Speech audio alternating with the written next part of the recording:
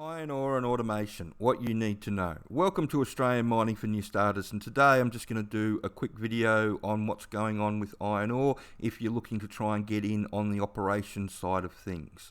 So this isn't about people that are already up there. If you're already up there and have been up there for years, I don't have to tell you what's going on. I hope you enjoy your redundancy when it eventually arrives. But for everybody else trying to get in, you really need to understand how automation fits into iron ore. And if you come over to the sponsors website, you can go on to the new starters column. There's a brief description about the autonomous trucks in mining and where they can be used and where they can't be used. And using autonomous equipment on the surface is that it's really limited to strip mining. Now, the reason that it's limited to strip mining is because strip mining is the easiest type of mining that you can do.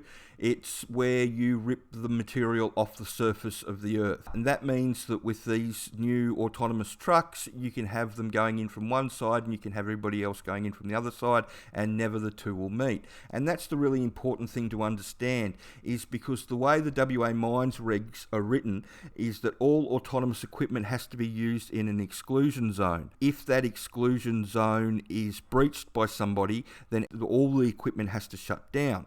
So that works when you can have a designated area for the trucks to drive in and drive out, but when you're talking about a pit or an underground decline where there's only one way in and one way out, obviously you can't use that sort of vehicle. So that's why they're automating iron ore specifically and not any of the other metals. That's where, and the sort of different situations that they're going to use autonomous trucks in. It's strip mining as a general rule of thumb. Although we do use autonomous equipment underground, the boggers have been able to drive themselves back from the stope to the stockpile for a decade now. There's pictures or there's videos in the training of a bogger driving itself to and from the stope after the operator gets a bucket of dirt, and that video comes from 2007. So that gives you some idea of how long and how far back they've been using autonomous equipment underground. And they haven't progressed past just using the boggers on the levels purely because of that rule about exclusion zones. Main thing is that all the big three have decided that they're going to replace all their truck drivers on site with driverless trucks because they're doing strip mines in the next 5 years. Now, BHP have announced it several times, and I've had 3 different sources over the last 18 months tell me that their plan is to get their on-site presence down to 800 people from I believe it's 6,500 people they got up there at the moment. They want to get that down to 800. So the big question that I've got for everybody, and Rio have started these autonomous TAFE courses to get people trained to be able to operate these driverless trucks. The question that I've got is, how much is it going to pay? Because if you look through all the articles everywhere about what's going on with it all, none of them tell you how much it's going to get paid. Now, I think they're just leaving it open so people assume that they're going to get paid a big wage. But there's no way they're going to pay you $150,000 like they're paying their current experienced truck drivers on site. For a job in Perth, I'm led to believe by the people that know within the industry that it's going to be 80 grand. And that's the thing. What are you getting yourself into mining for? Are you getting yourself into mining for a Perth job that pays $80,000 a year? Or are you getting yourself into mining for an on-site job that's going to pay you $150,000 a year plus? And if you're going in as an operator, then all this autonomous equipment is not going to lead you to a big money job. If you want a big money job, then you're going to have to go and have a look at the underground side of things. And as everybody that watches the video knows, our sponsors got training that you can go and do to get yourself prepared for that and go and chase a career like that. Now, if that's what you want to do, that's all well and good, but all I'm saying is know what you're getting yourself into, because a lot of people turn themselves inside out trying to get themselves a job on the iron ore site, and they see that as the pinnacle of mining. And 20 years ago, it probably was the pinnacle of the mining job.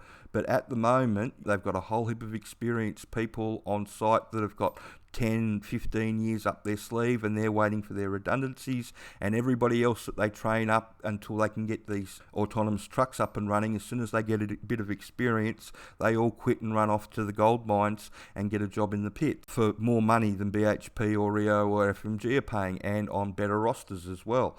So they're really having trouble up there at the moment retaining staff, and it doesn't help that they keep announcing that, you know, it's all going driverless and we're not going to have any more truck drivers anymore. And then they turn around and say there's going to be no redundancies. Well, you know, you can't have one without the other, because I'm also led to believe that one of these operators in Perth is supposed to be able to drive 4 trucks at the same time. And again, that'll be in with reducing the wages, so they're probably not even reducing them by half, they're probably reducing them by 2/3 of what they would pay a normal fleet. But that comes with consequences and it comes with risk. I can see, unfortunately, there being fatalities when they eventually let light vehicles drive around them, because that's what they're going to have to do if they keep on going down this path, and they will get an exemption for it because they'll pay enough money for it.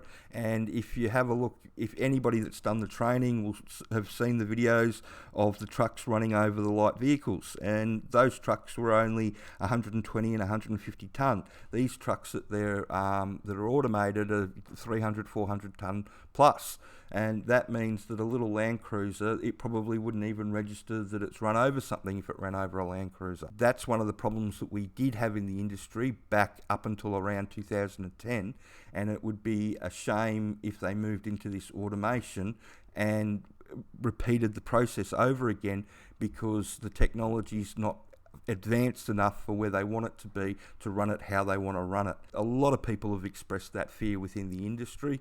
A lot of people continue to express that fear, and I suppose the one thing that I say to people is that the blind faith that a lot of the engineers have in this technology is misplaced. Would you jump on a plane knowing that there was no pilot, that the plane was going to fly itself? Probably not. Are you going to go into a mine site where 400-tonne vehicles are driving around and there's nobody at the wheel and you're in a little Land Cruiser? I know I wouldn't. I'm sure there's probably some people that will feel safe doing it, but you know, the reality is that mistakes happen. We got told right from the word go that these systems were flawless, but they've already had trucks smack into each other, and they've had trucks drive off drifts and do all sorts of crazy stuff that you know, we got told that it shouldn't do. And they continue on with the rollout because, like I said, people have staked their reputations on it. So as a new starter, you just need to understand that if you've been trying to get into iron ore, know what you're getting yourself into. If you do get to site, you know, you'll probably have 2 or 3 good years up there where you might make 100,000 a year as a trainee, and then you'll have to move on to the gold mines or something else, or relocate back to Perth and move into the lower paying jobs, because that's what they're going to expect everybody to do. And the older people that have been up there for a long time that don't want to do that, they're probably already in the position where they're close to retirement or ready for retirement, and the redundancy that they will receive, they will all jump at. So they won't have a problem culling the workforce when the time comes. So I hope that information's helpful, and like I said, automation in iron ore, it's something that is coming and it's here, and it has to run its course. Can I see in 5 or 7 years' time them having to hire a whole heap of people back to go and drive trucks back up there? Yes, for a variety of different reasons. It's just one of those things that I'll be surprised if it goes off without a hitch, because normally in mining the whole thing's built on blood, and whenever we make a significant change like this, you always end up with an unforeseen accident. The BHP train wreck is a perfect example of that. I hope you find that information helpful, and if you could share this information around and like and subscribe the channel. Thanks.